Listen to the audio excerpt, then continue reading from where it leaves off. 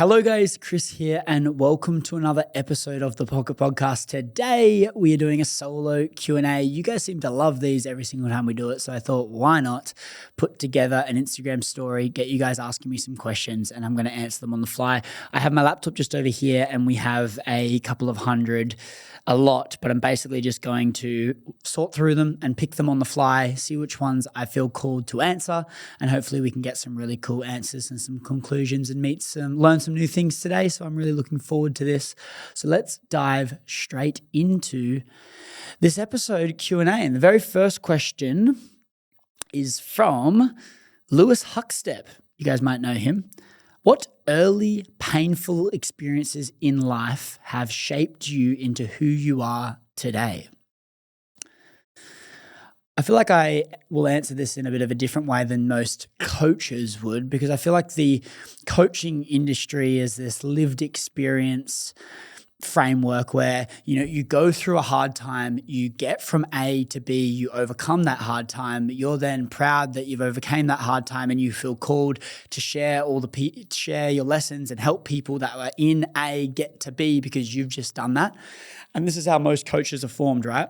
They overcome something and they want to help people do the exact same thing. So then they coach people on doing that. And that's why there's so many coaches out there, because everyone goes through hard times. For me, I could sit here and talk about all the challenges I had as a kid, but to be honest, it's not the thing that's truly driving me.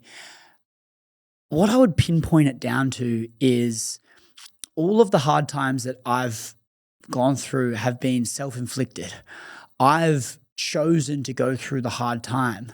It's like this thing where I've had this sicko approach to life, I guess you could say, that has led me down a path that's been more challenging. And the thing around all of this is when I set expectations on the life that I needed to achieve, I was very delusional and naive.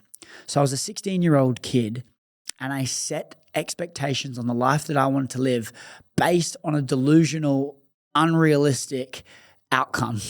And so I was 16 thinking I could be a multi-millionaire and achieve everything I ever wanted by the age of 20. And because I set this expectation on what my life had to be, I then embarked on that journey. I was faced with a lot more challenges than I expected, but there's no other option for me now. I still need to achieve the goals and the life that I expected to achieve when I was a 16-year-old kid.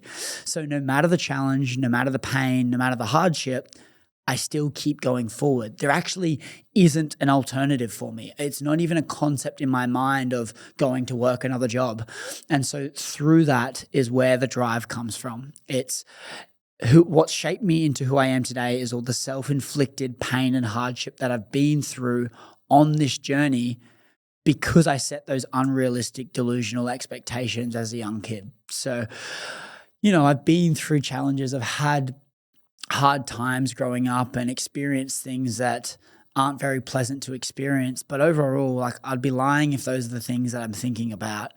I just kept taking steps in the dark because of this delusional expectation I set on my life. And then because of that, I started getting stronger and started learning so many more things about myself and building this character that I'm proud of. And that all came from the self-inflicted pain that I put myself through. Next question. What has been your biggest challenge? From T.O.G. Vassalia. I'm going to answer this in a way where I'm saying more so right now is more relevant, because I think challenge is only relative to the challenge that you've been through in the past. So if you had asked me this when I was 16, maybe a challenge I would have said was when I got picked on by my teachers at school. Now, for me, I've been through so many more challenges since then, so I wouldn't consider that as big of a challenge if that were to happen in my life right now.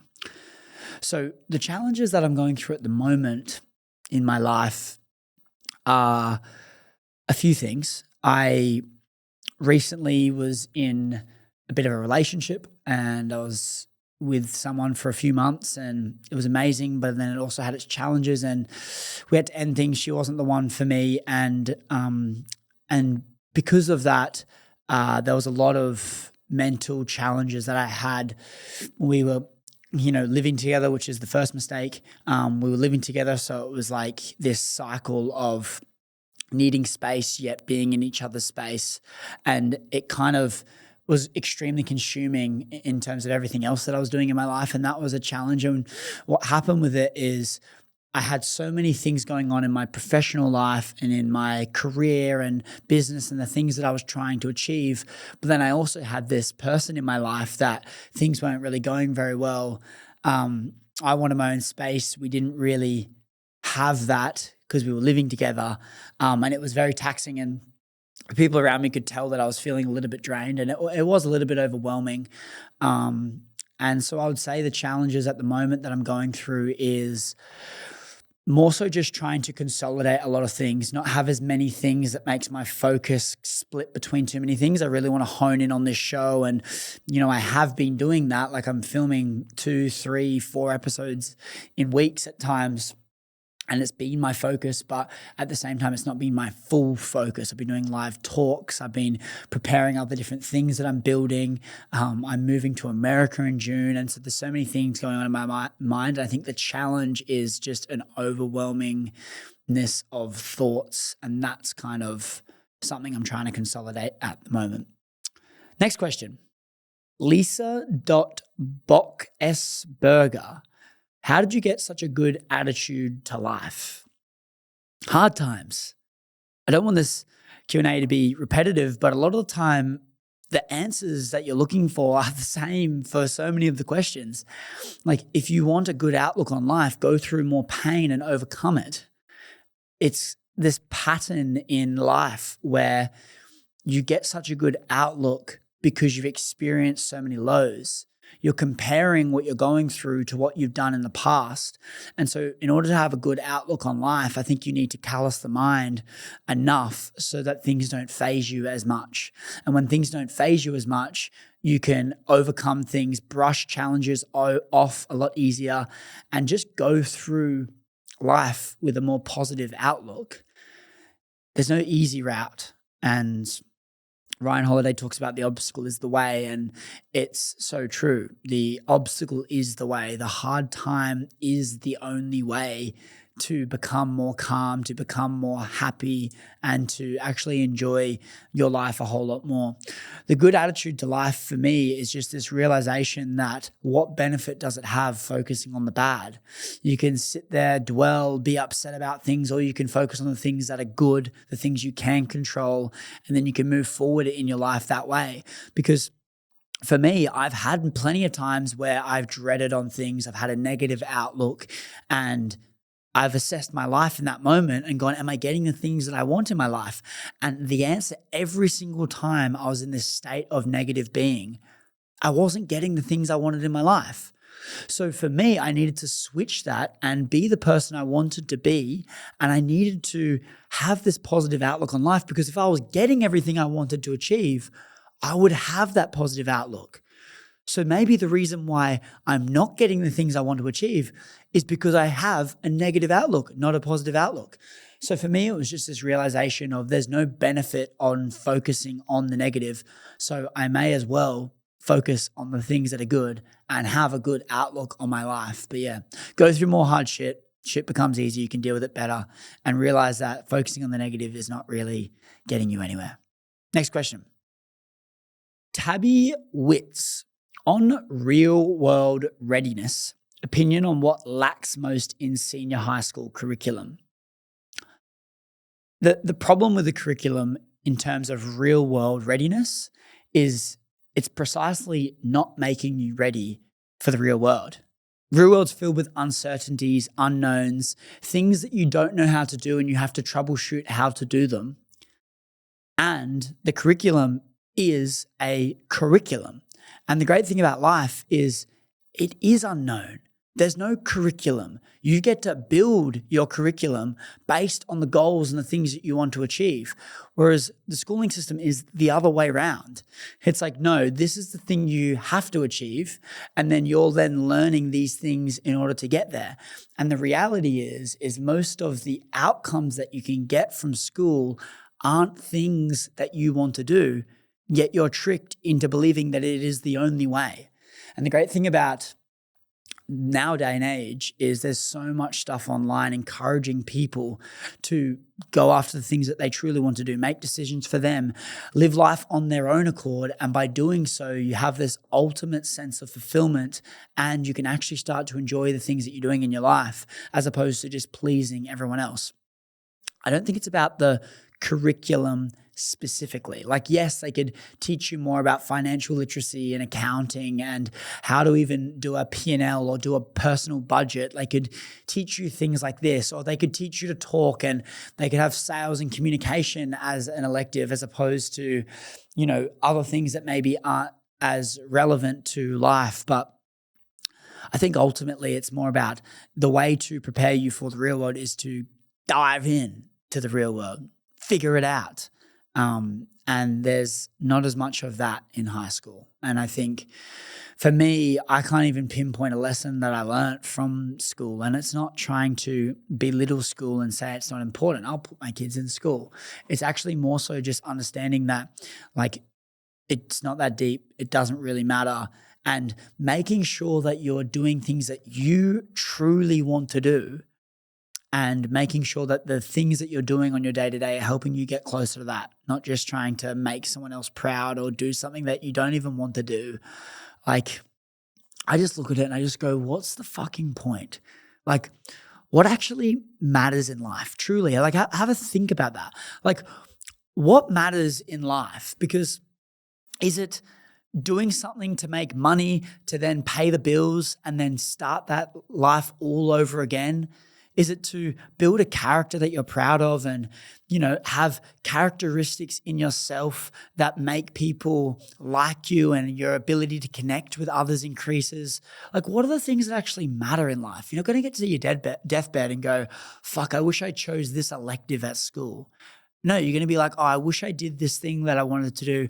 I wish I studied that because that was what makes me excited. I wish I gave more things a crack. I wish I was kinder to people. I wish I shook someone's hand a little bit longer and wasn't in such a rush all the time to go to the next thing. I think, like, it's much more deeper than we make it out. And school kind of complicates that, I think. And yeah, I just think we should make decisions for ourselves and go and live a little. And if school helps you do that, then great. If it doesn't, also great. Don't feel pressured to stay in something that isn't serving you. Next question. Emily_BC_. What is your workout? Well, at the moment I'm doing High Rocks. So I'm competing. This podcast won't be out before High Rocks, but I'm competing in High Rocks in Brisbane with Tom Bolch on the 1st of March, which is in like a week's time. We are doing the pro doubles. So pro weight, very heavy, and a combination of running. If you guys don't know what High Rocks is, it's like a series of 1 kilometer runs, and then you're doing the strength component or the exercise inside of it. So the way it works is you do a 1 kilometer run, then you do a 1 kilometer ski, then you do a 1 kilometer run, and then you do a sled push, sled pull, and like 1 kilometer run in between everything. And it's really cool. It's kind of encompassing this hybrid style of training to a T, running and strength. So it's really fun, and that's what I'm training at the moment. And a byproduct of doing that style of training is you get in really good shape because you're lean, because you're running heaps, but then you're also doing strength. So you're still keeping muscle mass and maintaining size. And I love it. And I also love the way it makes me feel and look. So that's my style of training. You can look up High Rocks. I don't offer any programs or anything like this, but my coach is Ollie Moore. More Fit is his Instagram.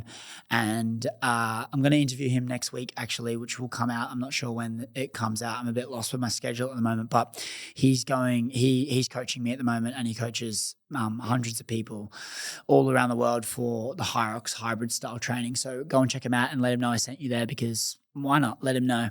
But yeah, next question.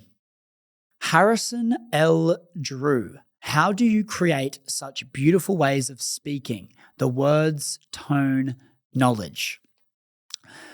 Communication is a skill set that I have worked on tirelessly since I was probably 16 or 17 is when I really started working on that, getting sales jobs and becoming a better communicator.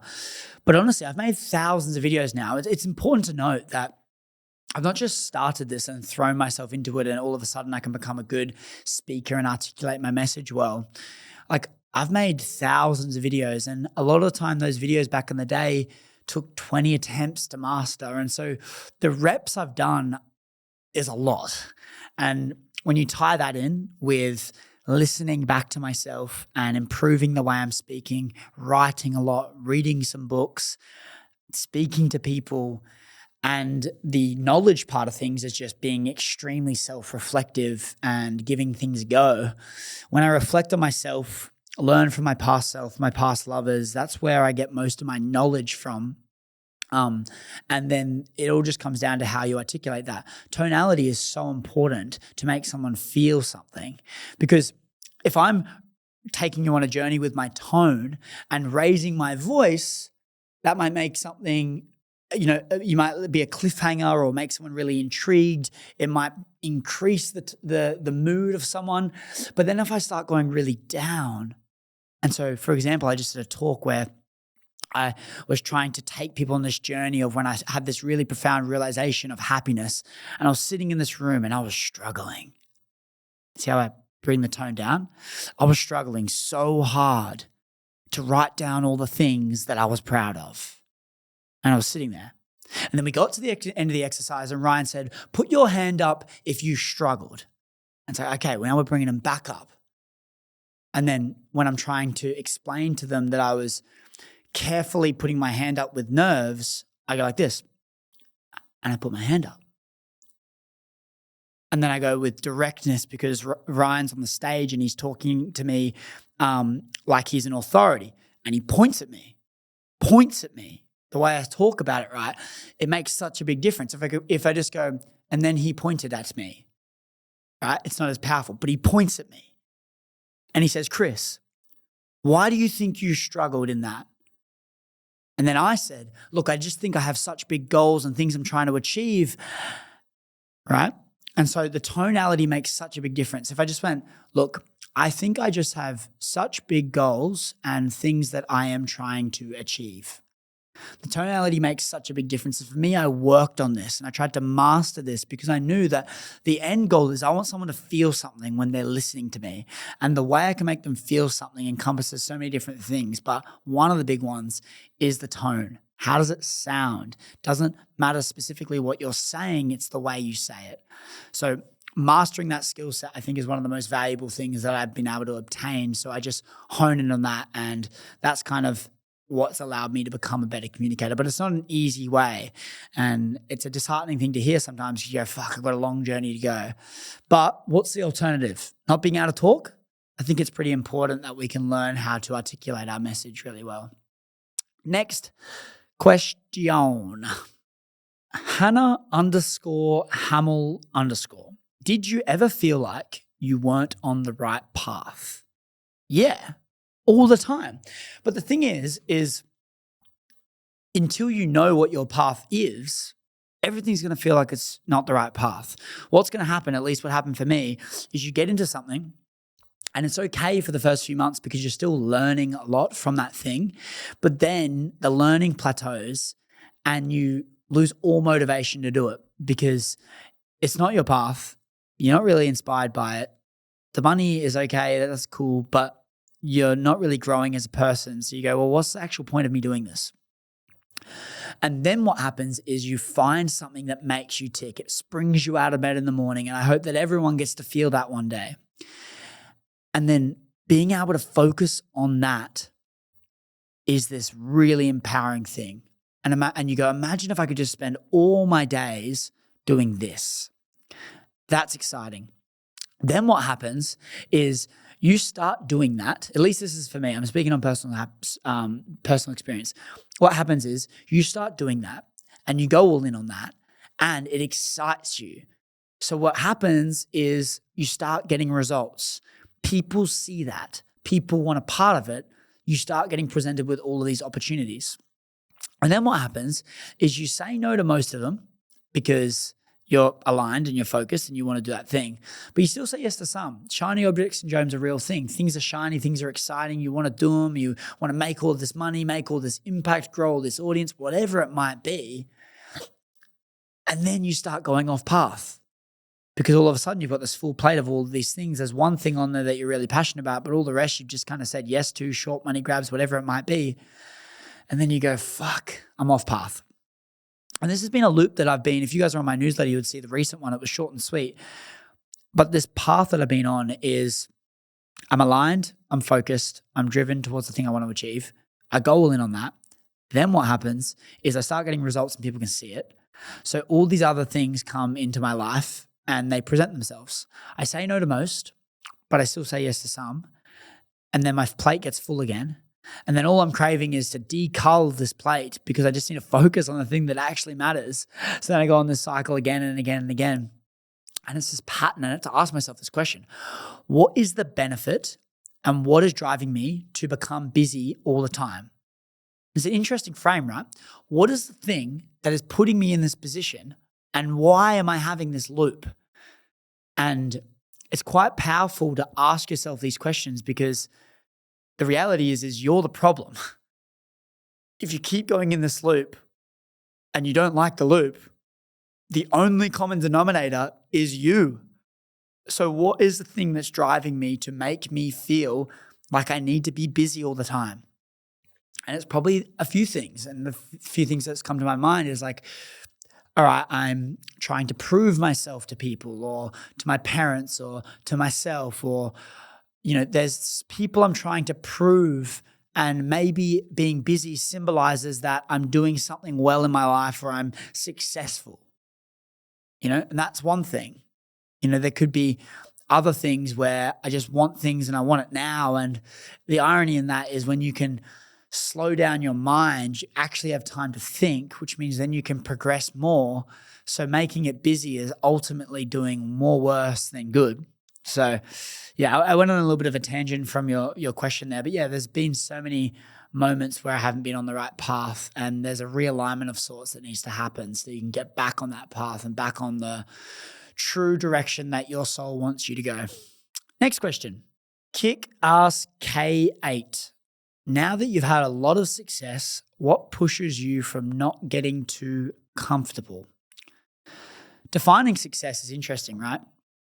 Because for me, I'm successful in some regard, but I'm not that successful. I don't have a wife. I don't have kids.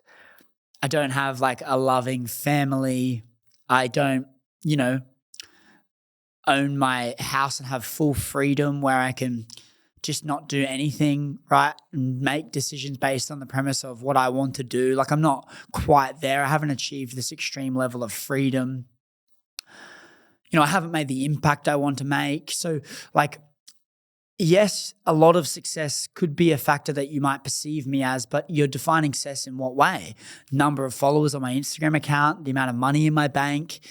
These aren't the metrics that truly define success for me. So I'm not comfortable yet because I'm not actually at my version of success.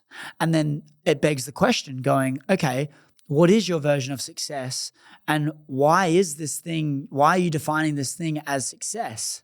And so for me, I'm looking at it going like, when I write out my dream day and what success looks like, how much of it is true success? Is there materialistic things which maybe stem down to, am I trying to prove something? Like, why do I feel like I need to have this dream person in my life? Like all these things is a deeper discussion on success. But what drives me and what's making me not comfortable is I still feel like I'm nowhere near where I want to be. And I'm working really closely with Jim Fortin, my mentor at the moment, one-on-one, and unpacking this because like so many drivers are not actually things that matter. And I would hate to get to that version of success and still not be satisfied. Like I saw Adam Sullivan, the EBT, evidence-based training, who I've had on the show before. He's achieved a lot of success, you could call it. But he posted something, a photo in front of his millions of dollars of cars. It was a Lamborghini, a Porsche, Mercedes. And in the caption, he wrote, "Grateful but never content." And he made this post like yesterday or something, and I'm looking at it and I'm like, this guy seems to be so successful. He has everything, the house, he's now got a partner, he's got all of the dream materialistic things that he's done. He's got a successful business, But then he writes something in the caption saying, grateful but never content. And I look at that and I go, is that truly success? Never being content, never being able to sit there and just be proud and content with what you've achieved. Ponder on that for a second. Because I look at that and I go, I want to get to a point in my life where I can sit back, be proud of who I've come, be able to look at myself in the mirror and take a big breath and go, I'm good. I have connection. I have something to strive towards. I, have this peace, this joy, this fulfillment in my life. I'm content. And I worry about having this mindset of never being content, because then I'm never going to be satisfied. I'm always going to be chasing the next thing. There's going to be another big mountain to climb. And maybe that's the point of life. Maybe the point of life isn't to be content. But I certainly think it's something that we should try and have somewhat of in our life. Contentment. Be proud of what we've done and be able to not feel like we always need something else. And, I look at that and there's no dig towards Adam. Like, he's super inspiring and all the stuff that he's doing is great. And, there's mutual friends within there and, what he's doing is awesome and it's inspiring and it's great. But I just often think about this thing and I think he's moving out of his new home that he's just spent $11 million on. He's selling the Lamborghini that he's just bought. And it's not about him running out of money. I think it's more of a matter of, I got this thing. It didn't actually make me feel the way I thought it was going to make me feel. It's kind of numbing. So I'm just going to get rid of it and move on to the next thing and buy another car and move into another house. And I just don't want to get caught in that state. Money's a big thing that I do strive towards, and having a lot of things in my life is something I certainly want, but I just question whether it's the definition of success or whether it's the thing that matters. And making an impact for me is such a powerful, profound feeling. And I just feel like if I can focus on that, I will make all the money in the world. I will have all of the material things that I've ever wanted, but I just don't think it's going to be the thing that defines me. And it's not going to be the thing that, I'm striving towards. It's going to be a byproduct of the thing that I'm striving towards. And hopefully that thing that I'm striving towards is a really fulfilling and amazing journey. If I'm rambling like crazy, and let me know in the comments if this doesn't even make any sense, or the stuff that I feel like I'm honestly, you're getting a little insight into my mind, and the depth of chaos that goes on in it. Like the questions I keep asking myself and the things that keep me up at night, and the stuff where I'm just spending all this time alone, just thinking about all these deep things. And sometimes I wish my mind could just shut the fuck up. But these are all the things that I think about very regularly. It's a depth of thought that I'm so grateful for, and I'm able to share these lessons with people, but it's also something that isn't all blessings. It's a curse as well. It makes my life a little bit more challenging, but it also makes it a bit more fulfilling. So, if I'm going all over the shop in this podcast, sorry. Thanks for your patience. Thanks for listening anyway. But let's go to the next question. Arthur Hugh _ what was your setup and workflow when you started the podcast from film to post? I get a lot of questions about podcasting, and I'm building out a course at the moment, to be completely honest with you guys, to help people and businesses create successful podcasts, and not only successful ones that stand out, purple cow, ones that you look at and go, they are the best at the best. I'm really inspired to do that. But the flow is an interesting thing. And when I started, it's still like very similar. I don't have a massive team now, and so when I started, it's still quite similar. But what happens is I find the guest that I want to speak to. I reach out to the guest, find a time on the basis that they approve. We then book in the studio, pay for the studio, lock in the time, and granted that they don't reschedule or have to move, we go ahead with that, come into the studio, places like Pivotal Conversations deal with a lot of the stuff. They set up the cameras. I was adamant that I don't want 1080p. I want 4K, high quality. From the get-go, I've been doing this. And so I would bring hard drives to plug into the Blackmagic cameras in the studio, record the content onto the hard drives, get the hard drives, go back home and edit the thing. So chuck it into Premiere Pro and then I will get AutoPod to auto chop all of the camera angles after I've synchronized it. I then export it. At the moment, I then upload it to Drive, send the draft to my editor, and then my trailer editor will make a trailer from the podcast.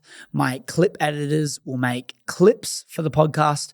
I get the trailer back once I've made revisions and approved it. I add it into the episode, and then I also add all of the ad reads and the sponsored recordings into the episode. I then export it, upload it to all of the platforms, and then I promote it on the socials, drive people to it, and I do it all again. And the team's not big. It's literally me and a few editors.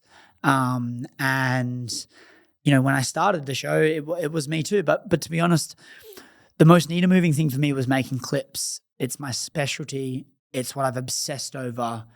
And so, like, when I make my own clips and I'm posting consistently, that's where the most growth happens in the show. All the nitty gritty stuff I'm not going to get into on this podcast, but yeah, obviously signing up for all of the different accounts and all different other Purple Cow ways to interview and prepare for the podcast and ask the right questions and how to review a podcast and the checklist of questions that I ask myself to make sure I'm becoming a better host.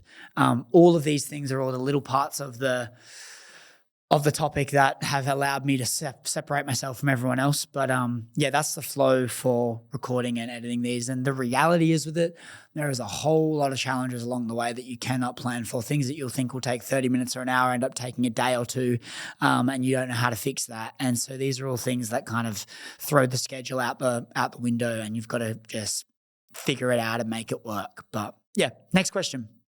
Another one from Hannah_Hamil. Can you explain the breathwork you do with guests before each podcast? Reading that has just made me realize that I completely forgot to do breathwork today. And yes, I don't have a guest with me, but I should be doing the breathwork before every podcast. And if I can show up for my guest, why can I not show up for me? That's just made me realize something. And the breathwork is a game changer just to get you connected. I've had a massive morning. I've been up since 4 a.m. this morning. I've been working. I had a meeting at 6 a.m. at a cafe with a friend. And then I had a meeting with Jim Fortin at 8 a.m., which I do some prep for beforehand. And after that, I came straight here, which I started recording here at 10 o'clock. And it's been a monster morning. And the fact that I didn't do a breath work is annoying. I think you should prioritize doing things for yourself. And so then you've got this full cup to pour from. But the breath work is depending on the guest, if they've done it before.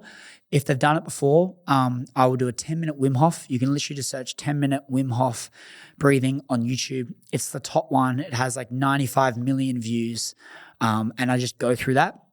And it's 3 rounds of breath with a breath hold at all of them. And it's intense breathing. So you can either do through the nose or through the mouth.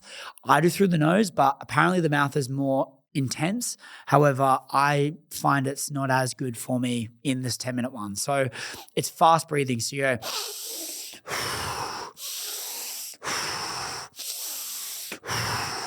and so I breathe like diaphragm, like through my belly and then up to my chest and then out. So it's like 30 of those, and then you breathe in and then you breathe out and you exhale all of the breath and lock in and just hold your breath at the bottom with no air. And you hold your breath for a minute, 2 minutes, and then you go into the next round. And 3 rounds of it takes 10 minutes, and like it's just phenomenal. Or if they've not done a breath work before, I'm not going to throw them straight into 10 minutes of Wim Hof. I do a 5-minute one on the Self app. And it's great. Is it Self app? Anyway, I do a 5-minute one as well. It's just guided. I do it on YouTube. So yeah, 5 minutes, and it's basically like one round of that. It ends up being about 4 minutes, to be honest. So yeah, it's simple, it's guided, and it is, more importantly, an absolute game changer. Let's go to the next question. Bradley J. Drybra. Bloody oath, my friend. I love this man, and he is absolutely crushing it. Go check out A Lot to Talk About, his podcast. I was actually featured on that very early days, probably like 18 months ago, a year ago at least. But he says, what is something you hope to be true that you are yet to experience for yourself? The first thing about that is I don't want to live in hope at all. If I believe something to be true, it will happen. And so for me, there's a lot of things that I am yet to experience. However, I have the utmost confidence that I will experience it. It's not a hope, which means it's in someone else's hands and it's a maybe. It's a going to happen. And, the main things for that is like family for me, like having a wife and kids and having just like a loving family that I get to build, having a loving romantic partner that I get to share all the highs and lows with, some extra drive and to strive towards becoming a better man and a better father. That really excites me. However, it's just got to be the right person. And for me, I haven't found that yet.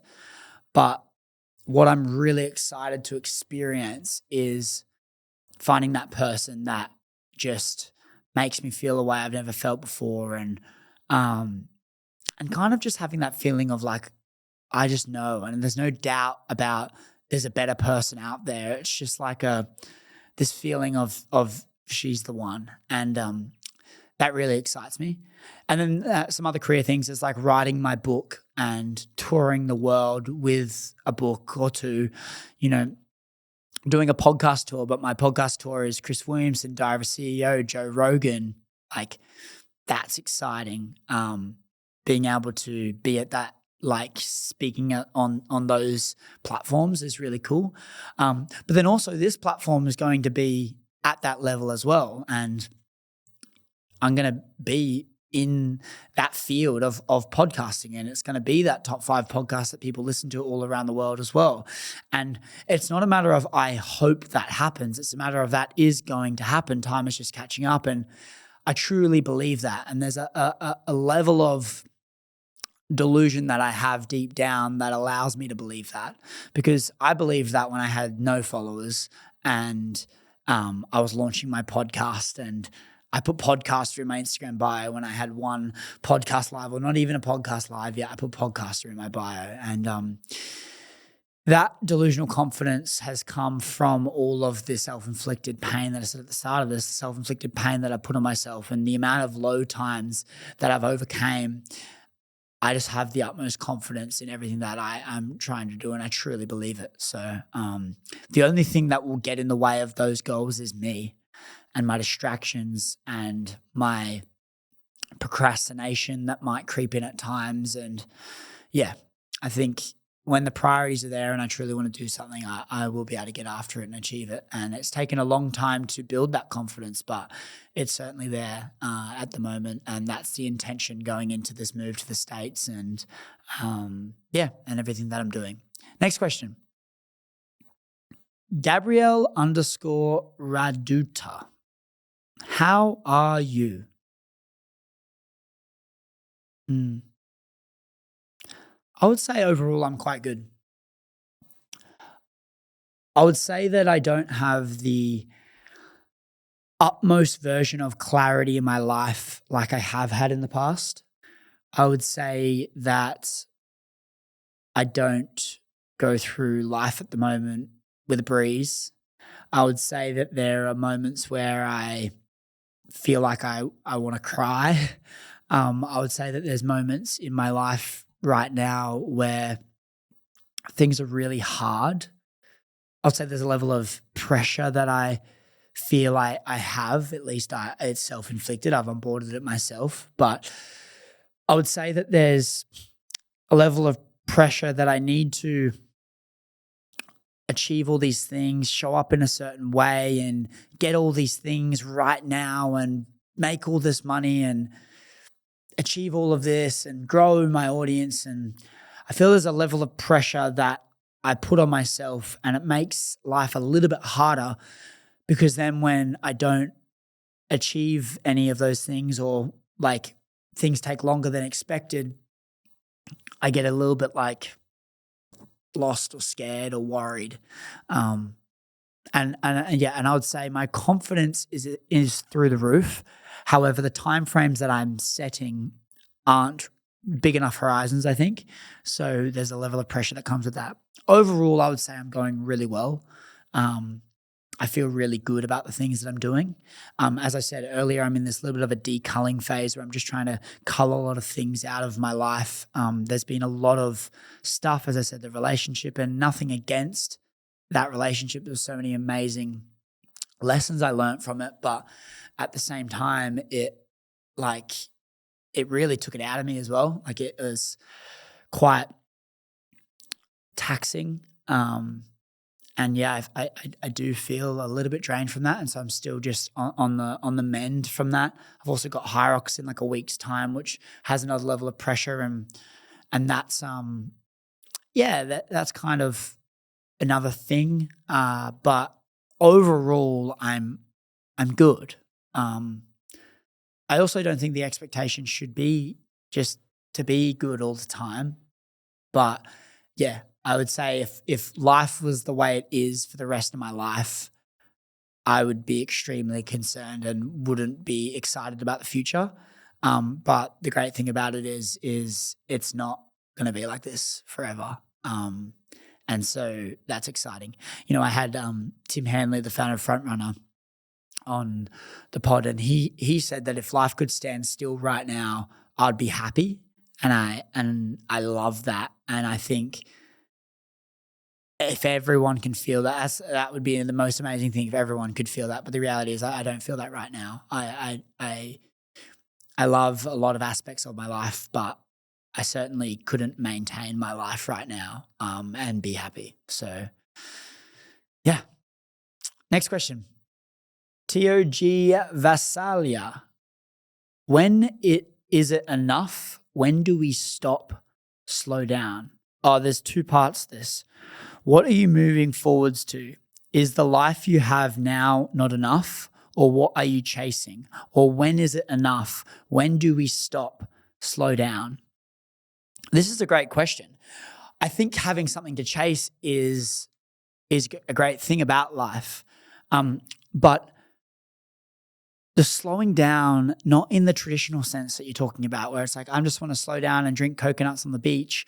I think it's more so slowing down on the things that aren't serving you and actually having time in silence, no distractions, no phone, no pen, no paper, nothing, just to think, is my version of slowing down. Because then when I can do that, and this is something I want to incorporate into a daily routine. Oprah Winfrey starts her day every single morning doing nothing. She says she might sit there for 5 minutes, she might sit there for 30, however long she needs, but she does nothing. Just time to think and feel. And my definition of slowing down is that. I don't think it's a matter of slowing down and doing nothing, because, like, in terms of going on holidays and chilling in the Bahamas and drinking coconuts, because that's not going to be very fulfilling. It'll last a couple of weeks and you'll get old and you get sick of it. It's more so slowing down so you can speed up, and more specifically slowing down on the things that aren't serving you so you can have freedom of thought and a free clarity in your mind so you can actually speed up on the things that serve you, the things that fulfill you, the things that light you up, the connections in your life, the purpose and mission that you have in your life, your connection to yourself. all the things that are so valuable in life, I think, can get clouded because we're so busy and constantly chasing. And so I don't think the goal should be to be chilling out and doing nothing. I'll probably work for the rest of my life, but I think it's more so working on the things that are fulfilling me. Like I look at my life and I go, if I sat and did nothing, I would be so depressed. I'd be so upset. I wouldn't be depressed. I would feel depressed. That's a very important distinction, because when you be depressed, you identify as a depressed person. And if you identify as a depressed person, guess what? You're going to feel depressed a whole lot more. And if you just don't believe in it, in depression, we realize that all of us feel depressed at times. Doesn't mean you have to be depressed. Identity traps a lot of people. And what you'll find is when you assess your life and you look at the life that you live right now, your environment and your life is a reflection of your identity, because your identity then forms the stories that you tell yourself, and the stories that you tell yourself reinforce your identity. And then that then makes you determine how you act, the skill sets that you obtain, the things you do on a day-to-day, and then those actions and behaviors then dictate your environment. And so if you're feeling depressed or you're feeling unfulfilled, it's probably because you're identifying in a certain way. If you are not prioritizing your health and you are overweight, you are identifying as an overweight person. And so in order to get fit, it's not about just changing the behavior. It's about changing your identity and acting in the way that you want to be, not who you actually are. And I think it's exceptionally important. So to answer that question about when is it too much to slow, well, like when is enough? Defining success, like we said earlier, and also just realizing that it's okay to have something to chase, but it's extremely important to slow down on the day-to-day, be present, smell the roses, and actually have time by yourself with no distractions to think and to feel. Next question. This has been an interesting Q&A. It's either you can tell that I didn't do breath work because I'm kind of hopping around a lot. Potentially it's a mild version of ADHD, and the breath work can kind of like calm me down. But you can also get an idea on how my mind works. And, you know, if you're listening this far into a Q&A style podcast, like I feel like you're invested into me at least, or you're trying to get to understand me a bit more, which is I'm very blessed for. But the reality is my mind races a lot. And, you know, I can look polished and articulate a message at times, but like and this is another tangent, but I truly believe that we should stop comparing ourselves and the entirety of ourselves for someone's highlight reel.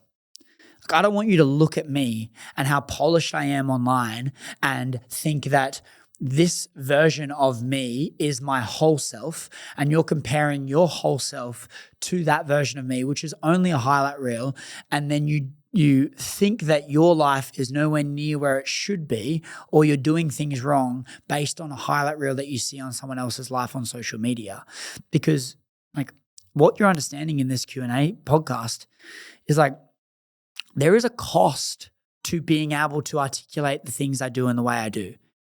If you resonate with things that I'm saying and you are amazed at the way I can articulate it and use the tonality and speak in the way I do, understand that the cost of that's a benefit, but the cost of that is my mind races all the time about all different things. And the reason I can speak the way I do is because my mind is racing so much that I come up with all these answers and feel called to share them.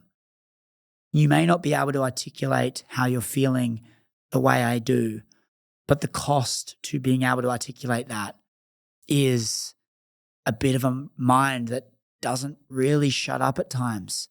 It's so curious and it's such a benefit, but it can also be tiring. So catch yourself when you're comparing and realize that you're not seeing the full part. Look at everyone that's done something successful. And truly, if you look hard enough, you'll find negatives to that person's life. It's not all just sunshine and rainbows. So let's go find another question. Jamie Cameron 0117. Ever coming to the UK for a tour or a podcast? I was going to do it this year, still might. Let me know if you think I should. I know there's a lot of you guys that follow me in the UK. If I did a talk in the UK, who would come? Truly, if you're listening to this, send me a DM and let me know this, or leave a comment if you're watching this on YouTube, if you would come to a tour of mine anywhere around the world. And if you would, let me know where you are so I can get a good idea on that. Because, yeah, I just recently did a talk for a bunch of real estate agents up in North Queensland and prepared an awesome keynote. It was called "The World Just Wants Us to Be Happy." And I was talking about happiness and going on this journey of finding it and realizing that it shouldn't be the goal. And I unpack the story and tie it into my life and where I learned these lessons. And if you want me to do a keynote speak or a talk or a tour or interview some people, let me know where and what I should do, and I'll gain that and use that as inspiration.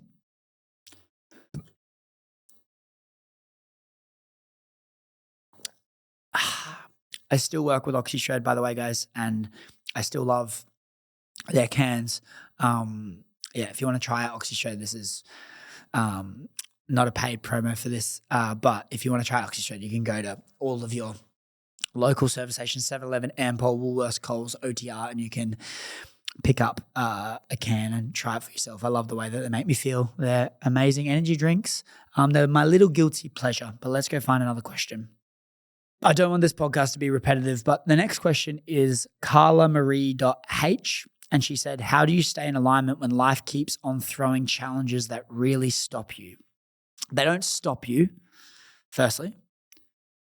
They're an opportunity to grow you and strengthen you so that everything you get faced with in the future, you can handle easier. But yes, life keeps throwing challenges at you. And I hate to break it to you, they're not going to stop. They're just going to be different challenges. You're going to keep being faced with stuff.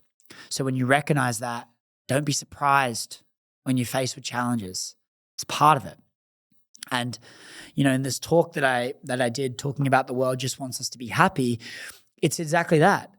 Realizing that when you get thrown with these challenges, all they're trying to do is the world wants you to be able to deal with challenges easier. And the only way you can do that is by going through more challenges. So when you get presented with a challenge, it's up to you to hit that challenge face on, palm it in the face like the boss of your own life that you are, and keep moving forward, because what comes with that is a more impressive character that you build within yourself. And that character can take on bigger mountains, bigger dragons, bigger challenges. So then you can look in the mirror, be proud of who you've come, and be able to go through the challenges easier. So understand that when you're going through the hard time, understand that it's part of it and you can't escape them. The challenges are just going to get different. And most of the time they get harder. You just get better at dealing with them. What's the point of life when there's no challenges? Nothing would be worthwhile if nothing was challenging. So you stay aligned and you stay on path because the challenge is the path. Because if there is a challenge, it means that you're doing something worthwhile, because everything that doesn't have challenges isn't worthwhile because everyone has it. And so if you're faced with challenges, it should be a reminder that you are on the right path, not a distraction from your true path. Next question. Katie_Gondek, marry me, ? You see, I get a lot of these messages all the time from guys and girls. I feel like there's a lot of gay people listening to the show and stuff like this too, which is completely fine. But I am not batting for that team, so please refrain from messaging me that stuff, because sometimes they have no chill too, and they send some pretty rogue stuff. But no, the thing is when women message me, marry me, or message me and slide into my DMs, I respect it massively. And there's this stigma in our society that the guy has to make the first move, and they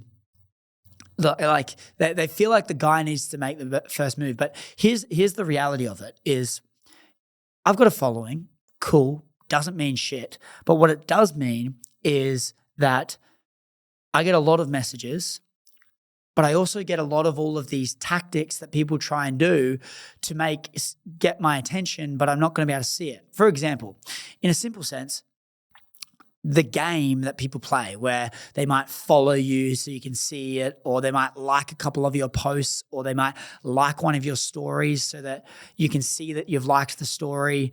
So then the guy might see it and go, oh, she's interested in me, so I'm going to message her back. Guess what? In my position, I don't see any of that because there's so many likes. There's that many people that like all my stories that the amount of likes don't even be shown. Like, you only get to see like 10 people that liked your stories. So a lot of time I don't see that. I do not see a follow because there's so many followers coming in. So for a girl to be seen in my Instagram, they've got to message me.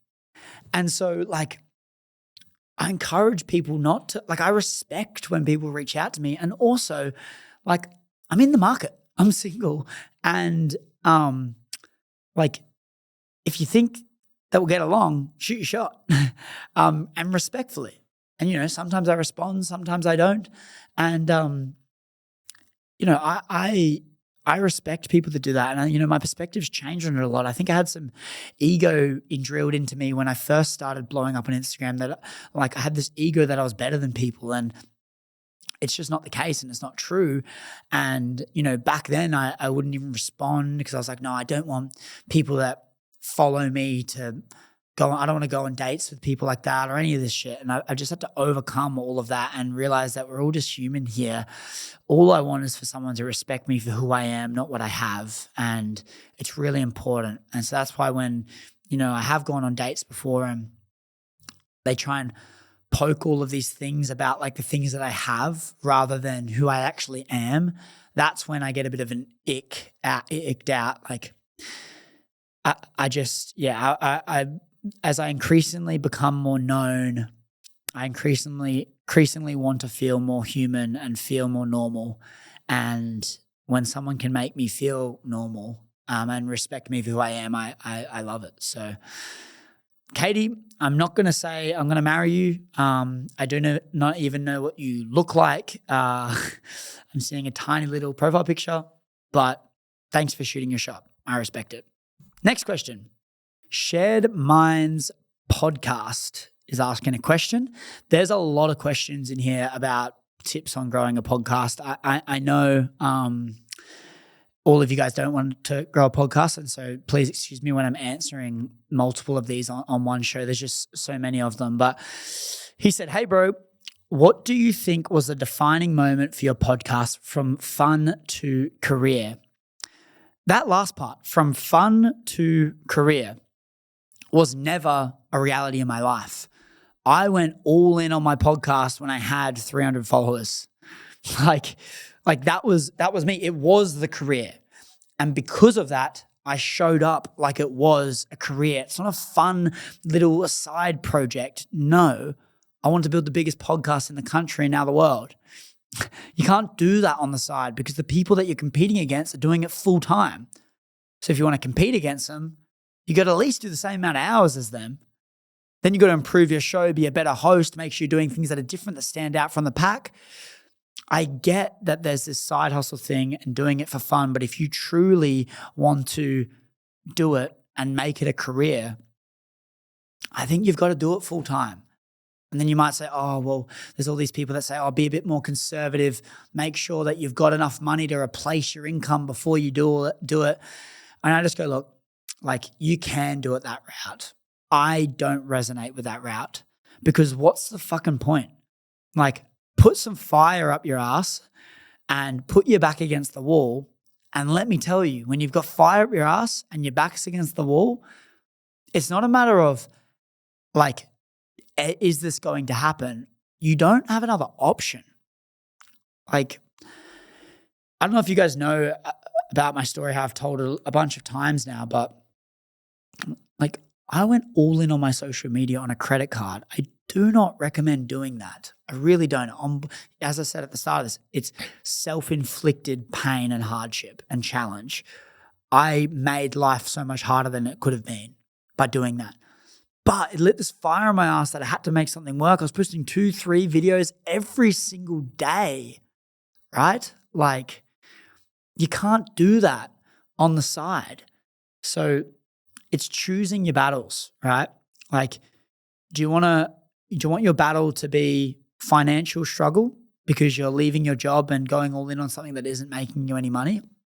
Or do you want your battle to be slow growth and unfulfilling life because you're working something that you don't want to do, and then your fun is on the side? It's not your career. So then you're not spending much time on the thing that's fun, and then you're also not getting the progression in the thing that's fun so that it can eventually become the career because you're doing it on the side, but the people you're competing against are doing it full time. If you truly back yourself and you truly believe in yourself, my notion is just take the leap, figure it out. And what do you have to lose anyway? Honestly, what do you have to lose? Like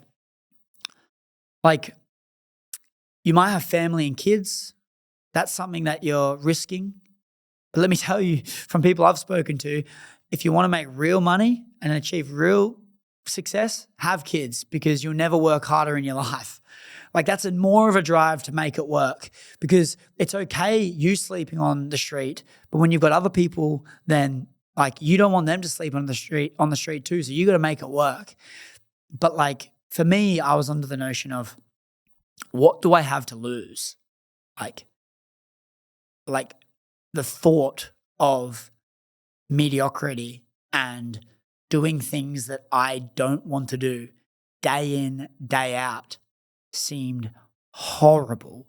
And the drive to make something else work was way larger than the drive to make the money I was making so I could have a comfortable life in a job that I hated. So there was no fun, man. It was career from the get-go. Even though it wasn't making money, I was under the notion that it was going to, and I had to. I had no other options. So I would just ask that question. Are you willing to take the risk? Do you truly want it?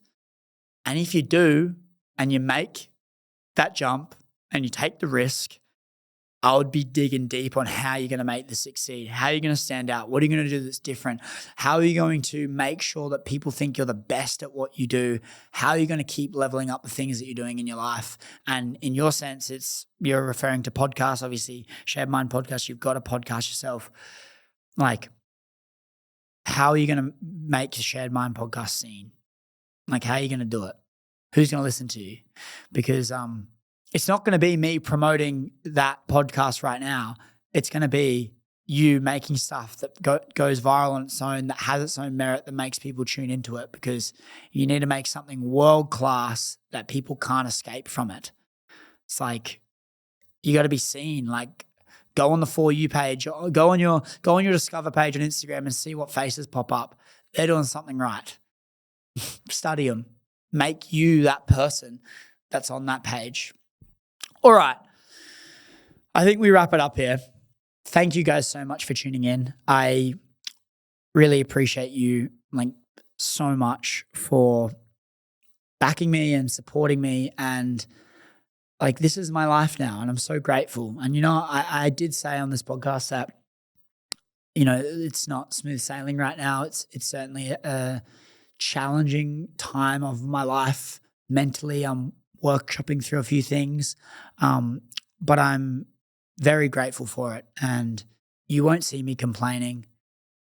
You can speak to the people that are in my life or my family, and I do really fucking try, and I'm just so driven to do the things I'm trying to do, and I just am in denial a lot of the time with the hard things I'm going through. And it's probably hard to resonate with my frame of mind, and maybe that's why relationships are a bit harder for me too, because my like romantic partner truly needs to understand that and respect it as I will respect their needs. But for me, it's like I'm really trying to have a crack, and what I'm trying to achieve isn't something that's normal. And that means that my life isn't normal. And it has its challenges, but I'll pay that cost any day of the week. And if you made it to the end and you enjoyed this, please do me a favor and leave us a 5-star review on Spotify or Apple, because honestly, it really helps the show grow, and it helps us keep getting, all of these awesome guests on, and it helps us grow together. And, a lot of you guys listening probably haven't reviewed because a lot of people don't take that time to review. But screenshot this and post it on your story and share it, and just to let me know that you've made it to the end and you enjoyed this show, because you guys that are listening this long into a solo podcast, you guys are the real ones. So I appreciate you. And one final thing that I'm going to just promote really quickly is the Whoop. I'm doing high rocks at the moment, and so obviously my health is a massive priority, and the Whoop has been an absolute game changer for me, because it basically, in a simple sense, tells me when I need to sleep more, when I need to recover more. My body has been very stressed mentally and physically, and my Whoop tracks all of that, and it gives me all of these actionable metrics that I use every single day to make sure that I'm recovering the best way possible, so I can be ready to attack all of the activities that I have throughout the day, the big days, the training I've got to do, the work I have to do. And the Whoop tracks my stress, it tracks my sleep, it tracks my strain, my exertion of my day. And it honestly helps me so much. The more I use it, the more I understand it, the more it understands me, and the more I grow. So you can go to join.whoop.com/Chris, and you'll get a free month, and they'll send you a band completely free. They also have the 30-day free trial, right? So if you don't like it, you can just send it back, and it didn't cost you anything. But I highly recommend it. So go and check that out for yourself. But we're going to sign out for this episode. Thank you guys so much. And I'll see you very, very soon. Thanks, guys.